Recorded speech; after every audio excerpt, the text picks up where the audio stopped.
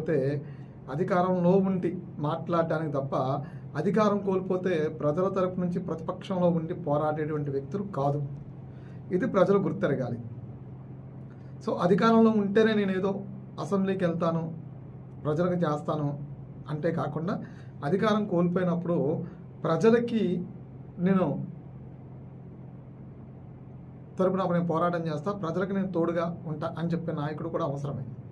ఒక ముఖ్యమంత్రి అయితేనే నాయకుడు అవుతానంటే అది ప్రజలకు అంత అవసరం ఉండదు. ఒక ప్రతిపక్ష నేతగా ఉన్నా కూడా ప్రజల తరపు నిలబడితేనే ఒక మంచి నాయకుడిగా గుర్తింపు ఉండదు. సో ఇలాంటి నాయకుల్ని ప్రజలు ఏమి చూసి మరొకసారి ఓట్లేసి ఎన్నుకోవాలి, ఏమి చూసి మరొకసారి వీళ్ళని గెలిపించి అధికారం ఇచ్చి అసెంబ్లీకి పంపించాలి.